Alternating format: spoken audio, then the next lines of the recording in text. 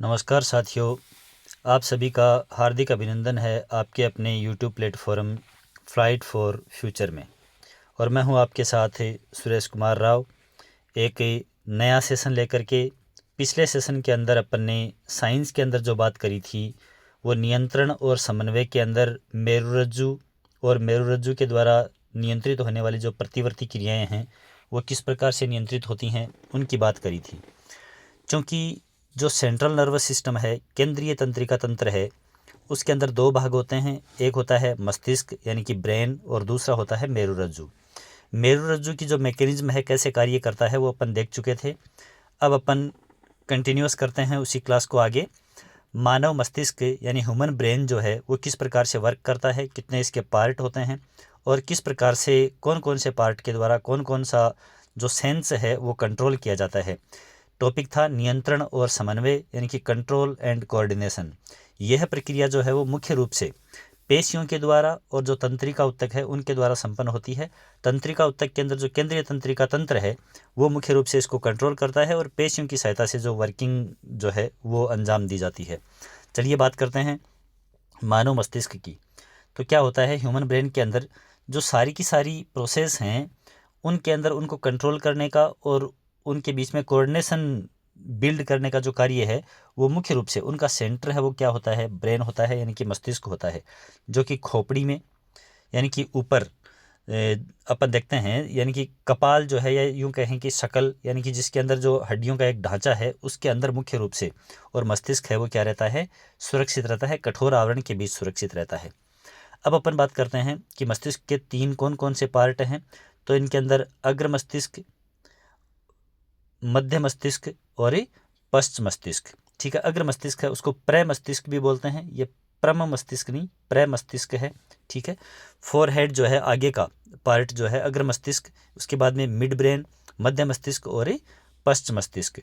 तीन पार्ट होंगे, अलग अलग जो सभी पार्ट्स हैं उनके अलग अलग कार्य रहेंगे, नियंत्रण का कार्य करेंगे। अब बात करते हैं पश्च मस्तिष्क जो है उसके अंदर फिर से तीन पार्ट होते हैं। पहला पार्ट होता है पॉन्स, दूसरा होता है मध्यांश या मेडुला और तीसरा अंतिम पार्ट जो होता है वो होता है अनुमस्तिष्क। तो देखिए, ब्रेन के तीन पार्ट, अग्र मस्तिष्क, मध्य मस्तिष्क और पश्च मस्तिष्क। पश्च मस्तिष्क के फिर से तीन पार्ट हैं, पॉन्स, मेडुला और अग्र मस्तिष्क। आराम से आसानी से याद रह जाने वाले हैं। अग्र मस्तिष्क यानी कि प्रमस्तिष्क, उसके बाद में जो मध्य मस्तिष्क, उसके बाद में पश्च मस्तिष्क, पश्च मस्तिष्क के तीन हिस्से पॉन्स, मेडुला और अनुमस्तिष्क। चलिए देखते हैं सभी पार्ट्स हैं वो किस प्रकार से दिखाई देते हैं, मस्तिष्क के अंदर कैसे दिखती है इसकी स्ट्रक्चर। तो देखिएगा, यह है एक ह्यूमन ब्रेन है जिसकी स्ट्रक्चर आपके सामने रखने की कोशिश की गई है। देखिए इसका सामने वाला पार्ट, अब अपन देख रहे हैं यहाँ पर, देखो ये प्रमस्तिष्क। अपन कंफ्यूज हो सकते हैं कि प्रमस्तिष्क को ये सामने वाला पार्ट तो इसका ये होना चाहिए था, ये नहीं। ह्यूमन बॉडी के अंदर अगर अपन देखते हैं तो सामने वाला पार्ट है वो अपनी जैसे आँख नाक हैं ये नहीं, जबकि ऊपर का हेड का जो ऊपर वाला पार्ट है वो क्या है, सामने रहने वाला पार्ट है, उसको सामने का पार्ट मानेंगे। तो ये पार्ट ऊपर का ये पार्ट है वो क्या है, प्रमस्तिष्क है। उसके बाद में यहाँ वाला ये जो पार्ट आता है ये क्या है, मिड ब्रेन है, ये है मध्य मस्तिष्क का पार्ट। ठीक है, और उसके बाद में नीचे आते हैं यहाँ पर, तो ये क्या है, पश्च मस्तिष्क है। तो इस प्रकार से मस्तिष्क के जो अलग अलग पार्ट्स हैं उनको अपन देखेंगे। तो जो मुख्य रूप से अपन देखते हैं अग्र मस्तिष्क या जिसको अपन क्या बोलेंगे, प्रमस्तिष्क, यह आगे वाला पार्ट है। इसके बाद में यहाँ मस्तिष्क के अपन देखते हैं अपने फोरहेड के सामने, यानी कि माथे वाला पार्ट है उसके थोड़ा सा पीछे की तरफ देखेंगे तो यहाँ नीचे की तरफ यहाँ क्या रहता है, पीयूष ग्रंथि है वो पाई जाती है। पीयूष ग्रंथि जिसको मास्टर ग्रंथि के नाम से भी जानते हैं, अन्य ग्रंथियों के हार्मोन्स के ऊपर नियंत्रण करती है, लेकिन पीयूष ग्रंथि के ऊपर ही नियंत्रण करने वाला ये जो पार्ट, यहाँ देखिए ये लाइन यहाँ गई हुई है, तो ये जो पार्ट है दोबारा से देखेंगे, देखो इसको, ये देखिए ये जो पार्ट यहाँ ये क्या है, हाइपोथैलेमस है, जो मास्टर ऑफ मास्टर्स यानी कि पीयूष ग्रंथि के ऊपर भी नियंत्रण है वो कौन करता है, हाइपोथैलेमस। तो मास्टर ऑफ मास्टर्स या इसको हेडमास्टर ग्रंथि के नाम से भी जानते हैं, और पीयूष ग्रंथि है वो मास्टर ग्रंथि है ही। तो हाइपोथैलेमस है वो मुख्य रूप से पीयूष ग्रंथि की एक्टिविटीज़ हैं उनको कंट्रोल करता है, और फिर पीयूष ग्रंथि है वो जो अदर ग्रंथि हैं उनके हार्मोन्स के रिलीजन को क्या करता है, मुख्य रूप से उनको रिलीज़ करने का जो कार्य है वो नियंत्रित करता है। अब अपन बात करते हैं पश्च मस्तिष्क के अंदर। तो पश्च मस्तिष्क के अंदर देखिए 3 पार्ट अलग अलग, पॉन्स, मेडुला और अनुमस्तिष्क। ये अलग अलग क्या रहेंगे, 3 पार्ट रहेंगे पश्च मस्तिष्क के। तो ये अपने ब्रेन की स्ट्रक्चर रहती है, जो कपाल या खोपड़ी के अंदर क्या रहता है, बाहर का ये जो सुरक्षात्मक आवरण है इसके अंदर ये पूरा का पूरा क्या रहेगा, सुरक्षित रहेगा। ये प्रमस्तिष्क आगे का भाग, ये मिड ब्रेन यानी मध्य मस्तिष्क जिसमें हाइपोथैलेमस वगैरह हैं ये इसके अंदर शामिल हो जाते हैं। उसके बाद में अपन देखते हैं पश्च मस्तिष्क के अंदर, तो यहाँ पे ये पॉन्स, ये आगे वाला पार्ट यहाँ, इसके बाद में मेडुला, ये यहाँ का पार्ट, और इससे पीछे की तरफ यहाँ देखते हैं अपन, ये क्या है, अनुमस्तिष्क है। और इससे बाद में इधर क्या निकलती है, जो रीढ़ की हड्डी के अंदर जो मेरुरज्जु है वो निकलती है। तो ये मस्तिष्क और फिर उससे आगे मेरुरज्जु, ये मिलकर के CNS यानी कि सेंट्रल नर्वस सिस्टम, केंद्रीय तंत्रिका तंत्र है, उसका निर्माण करते हैं। तो ये ह्यूमन ब्रेन की स्ट्रक्चर। अब इसके अंदर अलग अलग जो मस्तिष्क के भाग हैं उन भागों के क्या क्या कार्य रहेंगे इनकी बात अपन करने वाले हैं। तो अग्र मस्तिष्क जो है ये क्या कार्य करता है, इसके कार्य तो मुख्यतः ये क्या करता है, थिंकिंग का जो वर्क है यानी सोचने का, जो भी कार्य अपन सोच समझ करके करते हैं उनके ऊपर नियंत्रण करने का, कंट्रोल करने का कार्य कौन करता है, अग्र मस्तिष्क करता है। तो याद रखें, सोचने समझने, सोच समझ कर किया गया कार्य। इसके बाद में सुनने, सूंघने और देखने, यानी कि अपन कह सकते हैं आँख, कान और नाक, ठीक है, इनकी जो कार्य करने की जो प्रक्रिया है उसके ऊपर नियंत्रण भी कौन करता है, मुख्य रूप से अग्र मस्तिष्क करता है। अब देखो कई कार्य ऐसे भी हैं जो केवल मस्तिष्क के स्पेशली एक ही भाग के द्वारा नहीं, अन्य भागों का भी उनके अंदर रोल रहता है, लेकिन मुख्य रूप से जो सुनने, सूंघने और देखने, यानी अपन कह सकते हैं जो आँख, नाक और कान, ENT जिसको अपन बोलेंगे, ठीक है, ईयर, नोज, ठीक है, ये अलग अलग जो कार्य हैं वो मुख्य रूप से किसके द्वारा हो रहे हैं, अग्र मस्तिष्क के क्षेत्र के द्वारा होने वाले कार्य हैं। अब इनके द्वारा जो भी कार्य अपन करेंगे, सोच समझ करके जो कार्य करेंगे वो क्या होंगे, अपनी इच्छा के ऊपर डिपेंड करेंगे, ठीक है। तो देखो सीधा याद रह जाएगा आराम से कि ऐच्छिक क्रियाएं जो अपनी इच्छा से होने वाले जो कार्य हैं, जिन जो अपने नियंत्रण में हैं, वो कौन करेगा, अग्र मस्तिष्क करेगा। ऐच्छिक क्रियाओं पर नियंत्रण करने का कार्य कौन करता है, अग्र मस्तिष्क करता है। इसके बाद में एक विशेष बात आती है, कार्य पूछता है कि भूख से संबंधित जो नियंत्रण केंद्र है, भूख से संबंधित नियंत्रण केंद्र वो कहाँ स्थित होता है, अग्र मस्तिष्क के अंदर स्थित होता है। तो ये कार्य पूछ लिया जाता है, भूख से संबंधित नियंत्रण केंद्र मस्तिष्क के निम्न में से किस भाग के अंदर स्थित है, तो अग्र मस्तिष्क के अंदर ये स्थित रहता है। तो ये छोटे ऑब्जेक्टिव क्वेश्चन के लिहाज से बहुत ही इंपॉर्टेंट क्वेश्चन बनता है। इसके बाद बात करते हैं, अपन आगे चलते हैं। तो मिड ब्रेन के अंदर यानी मध्य मस्तिष्क है, उसके अंदर क्या क्या कार्य होने वाले हैं। तो मध्य मस्तिष्क के अंदर मुख्यतः क्या होता है, अनैच्छिक क्रियाएं, यानी जो स्वतः अपने आप चलती ही रहती हैं, अपने नियंत्रण में नहीं है, अपन चाह कर उनको रोक नहीं सकते या चाह कर अपन उनको जारी नहीं रख सकते। जैसे कि हार्ट बीट, हृदय स्पंदन, अपन चाहें कि रोक दें, अपन चाहें कि उसको चला दें, ऐसा नहीं है। नेत्र पलक का झपकना, श्वसन की क्रियाविधि आदि सभी कार्य जो हैं वो अपने आप ऑटोमेटिक स्वचालित हैं। ये जैविक प्रक्रम जो हैं वो अपने आप होते रहते हैं। तो ये किसके द्वारा नियंत्रित होते हैं, मध्य मस्तिष्क के द्वारा नियंत्रित होते हैं। तो अनैच्छिक क्रियाएं, ऐच्छिक क्रियाएं थी ऊपर अपन ने देखा अग्र मस्तिष्क में, और अनैच्छिक क्रियाएं हैं वो किसके द्वारा होती हैं, मध्य मस्तिष्क के द्वारा इनके ऊपर नियंत्रण किया जाता है। अब बात करते हैं पश्च मस्तिष्क जो है वो क्या क्या कार्य करता है। तो ये भी मुख्य रूप से अनैच्छिक क्रियाओं के ऊपर नियंत्रण करता है। तो अनैच्छिक क्रियाओं के अंदर कौन कौन से आ गए, मध्य मस्तिष्क और पश्च मस्तिष्क दोनों आ गए। अब इनके अंदर अनैच्छिक क्रियाओं पर भी कहाँ कहाँ से क्या क्या कार्य होगा। तो देखो मुख्य रूप से इसके 3 भाग हैं, और ये भाग अपन ऊपर पढ़ करके आ रहे हैं। पॉन्स है, मध्यांश है और अनुमस्तिष्क है, जो अलग अलग क्या क्या कार्य करते हैं। देखो पॉन्स जो है ये सोच कर किए जाने वाले कार्य। अब अपन देखेंगे कि सोच कर किया जाने वाला तो अग्र मस्तिष्क के अंदर था, तो वहाँ बिल्कुल था, लेकिन उसके साथ साथ जो पॉन्स है वो भी क्या करता है, सहायक रूप से और सोचने समझने के ऊपर जो कार्य किए जाते हैं, आधारित होते हैं, उन पर नियंत्रण रखने का कार्य करता है। इसके बाद में देखिए मेडुला जो है पश्च मस्तिष्क का भाग, ये ब्लड प्रेशर, रुधिर दाब, लार श्रावण, जैसे भोजन को देख करके लार का स्रावित होना, वमन यानी कि किसी जैसे अपच की स्थिति के अंदर या किसी भी जो कार्य से या किसी भी स्थिति को देख लेने से वमन या उल्टी जैसी घटनाएं जब होती हैं, तो उन अनैच्छिक क्रियाओं के ऊपर नियंत्रण करने का कार्य कौन करता है, मेडुला करता है, ठीक है। उसके बाद में बात आती है किसकी, अनुमस्तिष्क। तो ये ऐच्छिक क्रियाओं की परिशुद्धि एवं शरीर संतुलन को नियंत्रित करता है। जो ऐच्छिक क्रियाएं हैं, उन ऐच्छिक क्रियाओं में से कौन सा कार्य इच्छा के अनुसार किया जाना चाहिए, कौन सा नहीं किया जाना चाहिए, उनके अंदर सोच समझ करके किए जाने का कार्य। और फिर जो बॉडी का बैलेंस है, शरीर का संतुलन है, ये बनाए रखने का कार्य है, वो भी कौन करता है, अनुमस्तिष्क करता है। तो देखिए, याद रखने का एक सीक्वेंस अपने को बनाना पड़ेगा। अग्र मस्तिष्क ऐच्छिक क्रियाएं और सोचकर किया जाने वाला कार्य, उसी के देखो समान लगभग कौन कर रहा है, पोन्स। अग्र मस्तिष्क मस्तिष्क का पहला पार्ट था और पोन्स है वो पश्च मस्तिष्क का पहला पार्ट है। तो ये दोनों क्या कर रहे हैं, सोच समझ कर किए जाने वाले कार्यों पर नियंत्रण कर रहे हैं। उसके बाद में अपन ने देखा कि मध्य मस्तिष्क है, वो क्या करता है, अनैच्छिक क्रियाओं पर नियंत्रण करता है। यहाँ भी मध्य भाग, पश्च मस्तिष्क का मध्य भाग मेडुला, ये भी क्या कर रहा है, अनैच्छिक क्रियाओं के ऊपर नियंत्रण कर रहा है। ऐसे कनेक्ट करते हुए याद कर रख सकते हैं अपन। उसके बाद में बात आती है अंतिम भाग अनुमस्तिष्क, तो ये संतुलन बनाए रखने का कार्य करता है। ऐसे अपन क्या कर सकते हैं, इसको एक दूसरे से कनेक्ट करके याद कर सकते हैं आराम से। सीधी रेखा में चलना, जैसे मान लो किसी व्यक्ति ने ड्रिंकिंग कर रखी है, अब उसके अंदर क्या होता है, अनुमस्तिष्क है वो वर्क करना बंद कर देता है। तभी अगर वो ओवर ड्रिंकिंग किया हुआ है व्यक्ति, ठीक है, या किसी भी वजह से अगर व्यक्ति के अंदर संतुलन है वो व्यक्ति खोता है, तो फिर क्या करता है, अनुमस्तिष्क है वो उसका काम करना बंद कर देता है या कार्य क्षमता कम हो जाती है। तब उसके चलने के अंदर अनबैलेंस की स्थिति है वो आती है।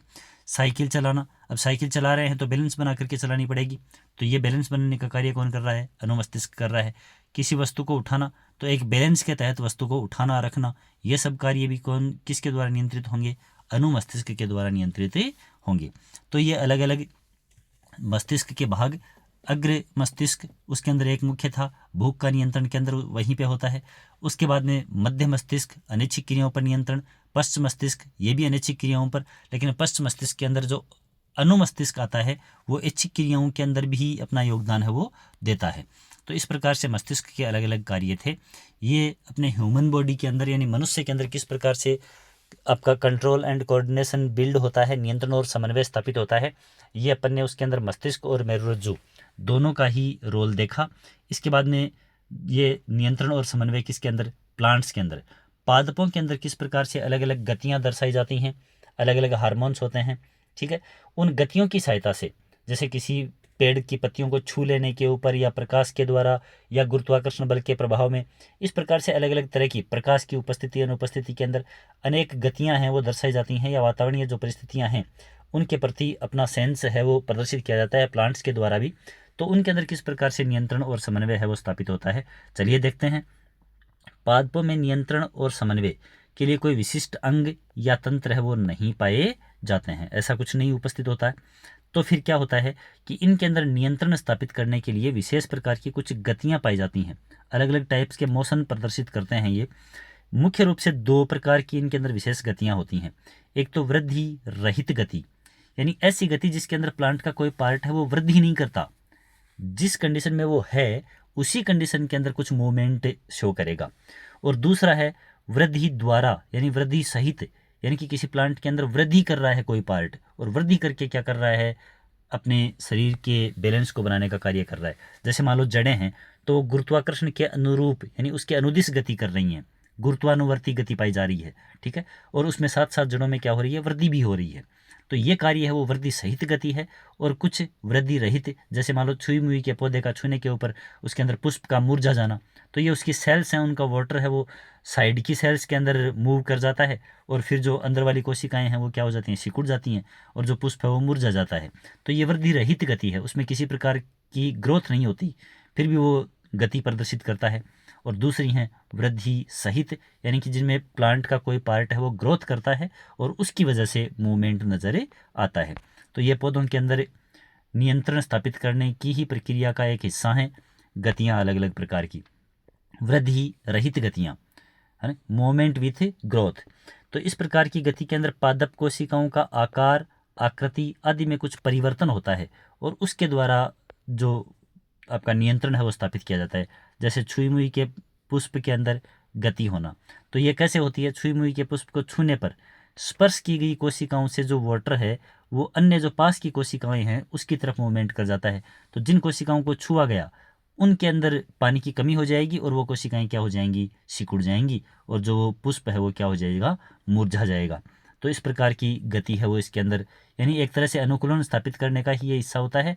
विस्थापित हो जाने से कोशिकाएं संकुचित हो जाती हैं और पुष्प है वो मुरझा जाता है। इसके बाद में है वृद्धि द्वारा नियंत्रित होने वाली गतियां, यानी कि पौधे का कोई भाग है वो क्या करेगा, वृद्धि करेगा, कोशिकाओं में या अंगों के अंदर वृद्धि होगी और उसके आधार पर उसके अंदर मूवमेंट प्रदर्शित होगा। तो सबसे पहली इसके अंदर गति आ रही है प्रकाशानुवर्तन गति, यानी प्रकाश की ओर गति। तो प्रकाश की ओर प्लांट का कौन सा भाग गति करता है, स्टेम यानी कि तना, तो ये ऊपर की ओर गति करता है और ऊपर से ही क्या आ रही है, लाइट आ रही है। तो प्रकाश की ओर गति करना, और इसका एक एक्सपेरिमेंट भी अपन देखते हैं कि अंधेरे कमरे के अंदर एक खिड़की से या एक साइड से प्रकाश आ रहा है। अब प्लांट को अगर उसके अंदर किसी पौधे को रख दिया जाए तो जिस साइड से प्रकाश प्राप्त हो रहा है उस साइड में वो क्या करता है, ज़्यादा वृद्धि करता है, उस साइड में मुड़ जाता है। अब ऐसा होता है इस कारण है कि पौधे के तने में ऊपर जो टिप भाग है, ऊपर वाला हिस्सा है, उसके ऊपर क्या होता है, ऑक्सिन हार्मोन होता है जो कि प्लांट की ग्रोथ के लिए उत्तरदायी होता है। अब ऑक्सिन है वो प्रकाश के विपरीत दिशा के अंदर पाया जाएगा, तो विपरीत दिशा में ज़्यादा वृद्धि होगी और प्रकाश वाली साइड के अंदर वृद्धि क्या होगी, कम होगी। अब मान लीजिए अपन ये बात कर रहे हैं कि यहाँ ये पौधे का तना है, इधर से जैसे लाइट आ रही है, ठीक है, प्रकाश का स्रोत है, तो इस साइड में तो ये वृद्धि कम करेगा, ऑक्सीजन इस साइड कम पाया जाएगा और इस साइड के अंदर ग्रोथ ज़्यादा होगी, ऑक्सीजन इस साइड में ज़्यादा रहेगा। तो इस साइड से ज़्यादा ग्रोथ होगी तो ये भाग यूँ ऊपर की तरफ चला गया ग्रोथ करके, इधर से इसने ग्रोथ क्या कर ली है, ज़्यादा कर ली। तो इस साइड से ज़्यादा ग्रोथ कर लेने की वजह से क्या हो रहा है,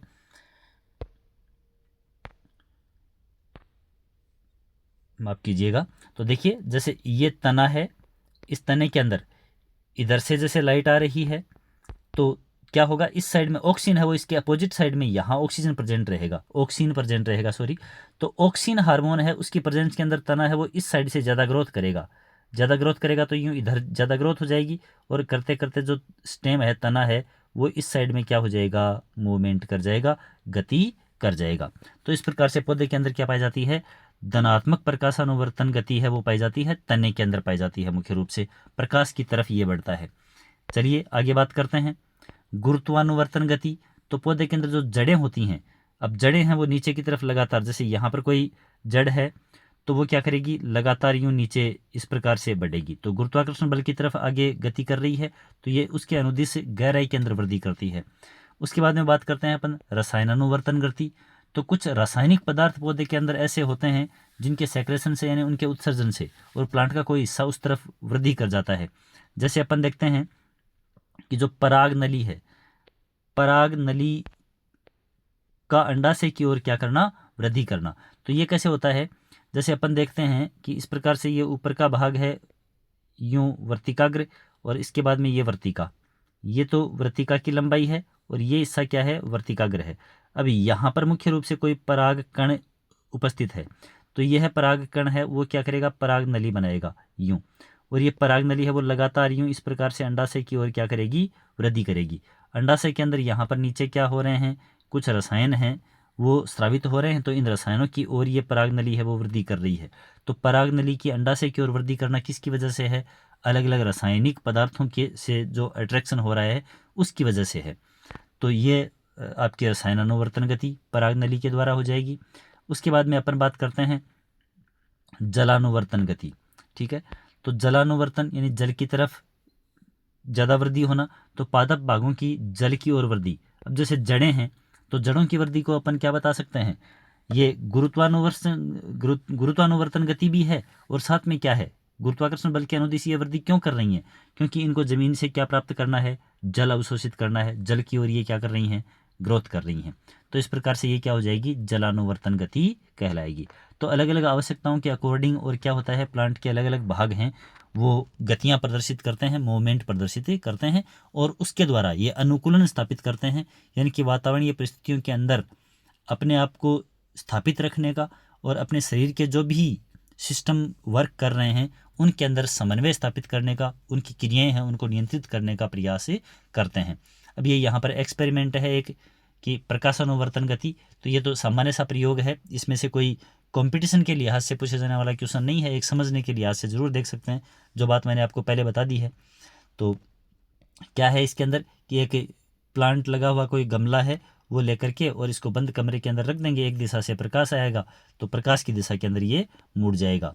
देख रहे हैं यहाँ पर कारण क्या है इसका, ये ध्यान में रखने वाली बात है मुख्य रूप से। क्या रीजन है, तो पौधे के तने में वृद्धि हार्मोन ऑक्सीन पाया जाता है। बस ये चीज़ है मेन ध्यान रखने वाली। ऑक्सीन हार्मोन है वो तने के अंदर पाया जाएगा, जो ग्रोथ के लिए जिम्मेदार हार्मोन है। अब ये प्रकाश के विपरीत दिशा के अंदर मुख्य रूप से पाया जाता है, तो प्रकाश के विपरीत दिशा वाला भाग है वो ज़्यादा वृद्धि करेगा, जबकि प्रकाश की ओर स्थित जो भाग है वो कम वृद्धि करेगा। अब विपरीत वाला भाग ज़्यादा वृद्धि करेगा तो वो हिस्सा आगे चलेगा, और आगे चलेगा तो फिर प्रकाश की तरफ ही मुड़ेगा पर जो पादप है वो। तो यहाँ पर देखिए, जैसे ये एक होल है और इसकी सहायता से ये प्रकाश अंदर आ रहा है, तो ये प्लांट है वो धीरे धीरे यूँ इस प्रकार से इस प्रकाश की ओर ही मुड़ जाएगा। तो ये ऑक्सीन हार्मोन अपोजिट साइड में रहने के कारण ऑक्सीन की वजह से होता है। इसके बाद में अलग अलग पादप हार्मोन हैं और उनके कार्य हैं। तो संक्षिप्त में अपन देखते हैं। देखो, पादप में वृद्धि प्रेरक हार्मोन और वृद्धि संदमक हार्मोन, यानी वृद्धि को बढ़ाने वाले हार्मोन भी होते हैं, तो वृद्धि को मंद करने वाले, यानी उसको रोकने वाले हार्मोन भी होते हैं।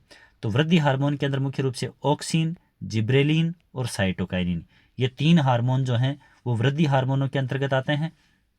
और मुख्य रूप से एब्सिसिक अम्ल जो होता है, ठीक है, वृद्धि संदमक हार्मोन के अंदर कौन सा आता है, एब्सिसिक अम्ल आता है। एब्सिसिक अम्ल ABA, एब्सिसिक एसिड, ठीक है, ये होता है। ये मुख्य रूप से जो क्या करता है, पादपों के अंदर वृद्धि और विभाजन को रोकने का कार्य करता है। पत्तियों के मुरझाने के हेतु भी यही हार्मोन है वो उत्तरदायी होता है। पत्तियां हैं वो क्या होता है, वृद्धि रुक जाने की वजह से सूख करके पत्तियां हैं वो गिरने लगती हैं, तो ये कार्य भी एब्सिसिक अम्ल के द्वारा किया जाता है, जो कि एक प्लांट हार्मोन है। बहुत बार पूछा हुआ क्वेश्चन है ये, निम्न में से कौन सा वृद्धि संदमक हार्मोन है। अब 3 नाम ऊपर वाले, ठीक है, जिनके अंदर ऑक्सीन है, जिब्रेलिन है, साइटोकाइनिन है, वो नाम दे दिए जाते हैं, और चौथा नाम कहीं भी 4 ऑप्शन में से एब्सिसिक एसिड डाल दिया जाता है। इंपॉर्टेंट क्वेश्चन है, पूछा जाता है, कंपटीशन एग्जाम के अंदर पूछा गया क्वेश्चन है ये। इसके बाद में ऑक्सीन हार्मोन है वो क्या करता है, मुख्य रूप से पादप के तने के अग्रभाग के अंदर, जैसा अपने प्रकाशानुवर्तन गति के अंदर देखा, जो तने की वृद्धि का कार्य करता है। क्योंकि ये वृद्धि प्रेरक हार्मोन है तीनों, ऑक्सीन, जिब्रेलिन और साइटोकाइनिन, ठीक है। जिब्रेलिन हार्मोन है वो भी ऑक्सीन के समान ही वृद्धि को प्रेरित करने वाला हार्मोन है। इसके बाद में साइटोकाइनिन हार्मोन है, ये इसके नाम से ही साइटोसिस, ठीक है, यानी कि कोशिका विभाजन को प्रेरित करने वाला। साइटोकाइनिन साइटोसिस की प्रोसेस को, यानी कि कोशिका विभाजन को प्रेरित करने वाला हार्मोन है, जो मुख्य रूप से फल और बीजों के अंदर पाया जाता है, जो कि फल के अंदर कोशिका विभाजन करके और उसको रसदार बनाने का कार्य है वो करता है। इसके बाद में बहुत ही इंपॉर्टेंट टॉपिक है जंतु हार्मोन। हालांकि जो प्लांट हार्मोन्स थे वो भी बहुत ही इंपॉर्टेंट हैं, तो उनको भी चारों चीज़ें हैं, वृद्धि संदमक हार्मोन कौन से हैं और वृद्धि प्रेरक कौन से हैं, वो अच्छी तरह से ध्यान में रखें। इसके बाद में जंतु हार्मोन जो हैं और उनके क्या क्या कार्य हैं, तो उनके अंदर अलग अलग ग्रंथियां अपन देखेंगे और उनके हार्मोन्स देखेंगे। देखिए, जंतुओं में नियंत्रण और समन्वय का कार्य है वो तंत्रिका तंत्र के द्वारा तो किया ही जाता है, और पेशियां हैं वो उसके कार्य को अंजाम देती ही देती हैं। साथ में इसके अंदर क्या होता है, एंडोक्राइन सिस्टम, यानी कि अंतःस्रावी तंत्र है, उसकी भी बहुत ही बड़ी महत्वपूर्ण भूमिका रहती है कंट्रोल एंड कोऑर्डिनेशन के अंदर। अब देखो, इसके अंतःस्रावी तंत्र के अंदर अलग अलग क्या पाई जाती हैं, ग्रंथियां पाई जाती हैं। ग्रंथियां पाई जाती हैं, ये ग्रंथियां क्या करती हैं, अपने रसायनों का श्रावण, यानी उनका सेक्रेशन जो है वो बिना किसी नलिका के और डायरेक्ट किस में करती हैं, ब्लड में करती हैं। यानी ग्रंथि है वो डायरेक्ट, जैसे यहाँ पर ये कोई ग्रंथि है आसपास में यूँ जैसे ब्लड बह रहा है, तो डायरेक्ट अपने उत्सर्जन को किस में डालेंगी, ब्लड में डालेंगी, किसी भी नलिका की का उपयोग नहीं करेंगी। ऐसा नहीं है कि यहाँ पर ये ग्रंथि है और फिर यूँ ऐसे चल करके और किसी नलिका के दौरान और ये हार्मोन है वो आकर के ब्लड के अंदर शामिल हो रहा है, ऐसा नहीं। डायरेक्ट अपने उत्सर्जन को किसके अंदर डालती हैं, रुधिर के अंदर शामिल करती हैं, इसलिए इनको अंतःस्रावी ग्रंथियाँ या नलिका विहीन ग्रंथियाँ कहा जाता है। तो बहुत ही आसान सी बात है कि नलिका विहीन क्यों ग्रंथियाँ इनको कहते हैं। अब देखिए क्या होता है आगे, कि ये जो ग्रंथियाँ हैं ये इनके द्वारा स्रावित जो हार्मोन्स होते हैं, यानी कि रसायन होते हैं, वो अलग अलग संदेश, यानी कि अलग अलग मैसेज देते हैं किसी भी वर्क के लिए, और उन संदेशवाहक रसायनों को ही क्या बोलते हैं, हार्मोन बोलते हैं, जो शरीर की विभिन्न जो गतिविधियां हैं, यानी अलग अलग एक्टिविटीज़ हैं, उनको कंट्रोल करने का कार्य करते हैं। तो अंतःस्रावी तंत्र की महत्वपूर्ण भूमिका रहती है। चलिए इसके बाद में बात करते हैं अपन अलग अलग ग्रंथियाँ, उनके द्वारा स्रावित होने वाले जो हार्मोन्स और उनके क्या क्या कार्य हैं। अब प्रभाव क्या हैं, तो अगर उनके द्वारा नियंत्रित होने वाला कार्य नहीं होगा तो वो संबंधित कार्य है वो क्या हो जाएगा, प्रभावित हो जाएगा। सबसे पहले बात करते हैं हाइपोथैलेमस यानी कि मास्टर ऑफ मास्टर्स। तो ये क्या करता है, मोचन हार्मोन या मोचक हार्मोन रिलीज करता है, रिलीजिंग हार्मोन, ठीक है, यानी कि अन्य ग्रंथियों के द्वारा हार्मोन स्रावण का नियंत्रण करने वाला हार्मोन है ये। तो ये पीयूष ग्रंथि द्वारा हार्मोन स्रावण को क्या करता है, प्रेरित करता है, यानी पीयूष ग्रंथि वर्क करे, कार्य करे, है ना, ये वर्क करे, इसके लिए कौन से हार्मोन का इंडिकेशन मिलना जरूरी है, मोचन हार्मोन का इंडिकेशन यानी हाइपोथैलेमस का इंडिकेशन मिलना जरूरी है। अब पीयूष ग्रंथि या पिट्यूटाइन ग्लैंड जो होती है ये क्या करती है, मुख्य रूप से ग्रोथ हार्मोन GH यानी कि ग्रोथ हार्मोन, वृद्धि हार्मोन है, उसको स्रावित करती है। ये सभी अंगों की वृद्धि को प्रेरित करने का कार्य करती है, अर्थात लंबेपन और बोनेपन, इनके लिए उत्तरदायी हार्मोन है वो कौन सा है, ग्रोथ हार्मोन है। तो ये भी एक प्राथमिक स्तर के ऊपर पूछे जाने वाले बहुत अच्छे क्वेश्चन हैं, जो रीट एग्जाम के अंदर सेकंड ग्रेड एग्जाम तक और सीधे सीधे क्वेश्चन उठा लिए जाते हैं। अपन ये सोचते हैं कि यहाँ से कौन से क्वेश्चन आने जाने होते हैं, बहुत ही गहराई से क्वेश्चन पूछते हैं, बिल्कुल गहराई से भी क्वेश्चन पूछे जाते हैं, लेकिन ऐसे 5-6 क्वेश्चन भी होते हैं जो एकदम सरफेस से उठाए जाते हैं, अपन उनके ऊपर गौर नहीं करते हैं, और वो 5-6 क्वेश्चन एक कॉम्पिटिशन एग्जाम के अंदर किसी भी कंपिटिटर को बहुत आगे ले जा करके छोड़ते हैं। चलिए बात करते हैं आगे, थायराइड या आउटू ग्रंथि जो कि गले के अंदर और जो अपने आहार नाल है उसके दोनों तरफ एच आकार की होती है, थायराइड ग्रंथि thyroxine hormone TH thyroxine hormone release करती है, और इसका जो मुख्य कार्य होता है वो होता है उपापचयी क्रियाओं यानी पाचन संबंधी क्रियाएं हैं, उपापचयी क्रियाओं को नियंत्रित करता है, और यदि इसकी कमी हो जाती है तो फिर गलगंड या गोइटर रोग है वो हो जाता है, ठीक है, जिसके अंदर गला है वो फूल जाता है, सूजन सी आ जाती है। अगली ग्रंथि की बात करते हैं, अग्नाशय ग्रंथि जो इंसुलिन हार्मोन स्रावित करने का कार्य करती है। ये मुख्य रूप से रक्त के अंदर यानी ब्लड में शुगर लेवल जो है उसकी मात्रा को नियंत्रित करता है। अब यदि इंसुलिन हार्मोन की कमी हो रही है तो शुगर कंट्रोल नहीं होगी और फिर क्या हो जाएगा, डायबिटीज रोग हो जाएगा। तो मुख्य रूप से अग्नाशय के द्वारा स्रावित होने वाला हार्मोन है, ठीक है, इंसुलिन। अब चलिए बात करते हैं आगे, एड्रिनल ग्रंथि या अधिवृक्क ग्रंथि, अधिवृक्क यानी वृक्क के ऊपर, किडनी के ऊपर पाए जाने वाले। अब किडनी 2 हैं तो ये ग्रंथियां भी कितनी होंगी, 2 होंगी, यानी एक जोड़ी ग्रंथियां। कौन सा हार्मोन स्रावित करती हैं, एड्रिनलिन हार्मोन स्रावित करती हैं। अब ये एड्रिनलिन हार्मोन है वो क्या करता है, मुख्य रूप से संकटकालीन परिस्थितियों का सामना करने के लिए व्यक्ति को तैयार करता है, और हार्ट बीट हृदय स्पंदन को भी नियंत्रित करने का कार्य करता है। जैसे मान लो अचानक से अपन किसी चीज़ से डर जाते हैं, है ना, या अचानक से कोई जैसे परीक्षा के समय में अचानक पेपर हार्ड देख लिया और घबरा गए, तो उस समय उस स्थिति को कंट्रोल करने का कार्य कौन करता है, एड्रिनलिन हार्मोन करता है। तो इस हार्मोन का बैलेंस होना बहुत ज़्यादा ज़रूरी है। घबराहट है उससे बचाने का काम है वो कौन करता है, एड्रिनलिन हार्मोन करता है। इसलिए इसको संकट मोचक हार्मोन या करो या मरो हार्मोन, है ना, कि जैसे स्थिति है यूँ एकदम से घबरा गए हैं अपन, ऐसी स्थिति सामने आ गई है, तो फिर ये व्यक्ति को तैयार करता है कि नहीं, ऐसा नहीं, बिल्कुल बोल्ड बनो और तैयार रहो, आने वाली स्थिति के लिए सामना करो। ये हार्मोन कौन सा हार्मोन करता है ये कार्य, तो एड्रिनलिन हार्मोन करता है। उसके बाद में टेस्टिस यानी कि वृषण, एक जोड़ी, ठीक है, जो पुरुषों के अंदर पाए जाते हैं। अब टेस्टिस है वो कौन सा हार्मोन, टेस्टोस्टेरोन हार्मोन स्रावित करते हैं, जो कि क्या करेंगे, नर गौण लैंगिक लक्षण यानी मुख्य रूप से नर और मादा, ठीक है, उनकी पहचान के लिए उनके गौण लैंगिक लक्षण जैसे कि आवाज़ का भारी होना, ऐसा पुरुषों में या लड़कों के अंदर पाया जाता है। दाढ़ी मूंछ का आना, शरीर के ऊपर बालों का आना आदि सभी के लिए उत्तरदायी हार्मोन है वो कौन सा होता है, आपका टेस्टोस्टेरोन हार्मोन होता है, जो कि वृषण के द्वारा स्रावित किया जाता है। उसके बाद में अंडाशय, ये स्त्रियों के अंदर या मादाओं के अंदर अपन कह सकते हैं, एक जोड़ी वो भी दोनों तरफ एस्ट्रोजन हार्मोन मुख्य रूप से स्रावित करेंगे, और ये मादा गौण लैंगिक लक्षणों जैसे आवाज़ का भारी होना, स्तन ग्रंथियों का अधिक विकसित होना, ठीक है, तो आवाज़ का पतला होना, है ना, मादाओं के अंदर आवाज़ है वो क्या होती है, पतली होती है स्त्रियों के अंदर, और पुरुषों के अंदर आवाज़ का भारी होना। ये जो लक्षण हैं, इन लक्षणों को कौन से हार्मोन ये नियंत्रित करते हैं, तो पुरुषों में टेस्टोस्टेरोन और स्त्रियों के अंदर अंडाशय के द्वारा स्रावित होने वाला एस्ट्रोजन हार्मोन, ये इसको कंट्रोल करते हैं। तो ये थे अपने नियंत्रण और समन्वय से संबंधित सभी तथ्य जो 2 ही क्लासों के अंदर, 2 कक्षाओं के अंदर आपके समक्ष प्रस्तुत किए गए हैं, और बहुत ही इम्पोर्टेंट ये जानकारियाँ हैं किसी भी कंपटीशन एग्ज़ाम देने के लिए। उम्मीद करता हूँ वीडियोज़ आपको पसंद आ रहे होंगे, और जब वीडियो पसंद आ रहे हैं तो चैनल को आप सपोर्ट करें, लाइक करें, शेयर करें और सब्सक्राइब करना बिल्कुल भी नहीं भूलें। अपने साथियों के साथ में शेयर करें और उन्हें बोलें कि चैनल को सपोर्ट करें ताकि चैनल आगे बढ़ सके। और आप सभी का ये जो सहयोग करने का बीड़ा मैंने उठाया है, ये लगातार आगे अपना कारवां है वो बढ़ता चले। इन्हीं उम्मीदों के साथ आप सभी का इस चैनल के साथ जुड़ने के लिए बहुत बहुत धन्यवाद।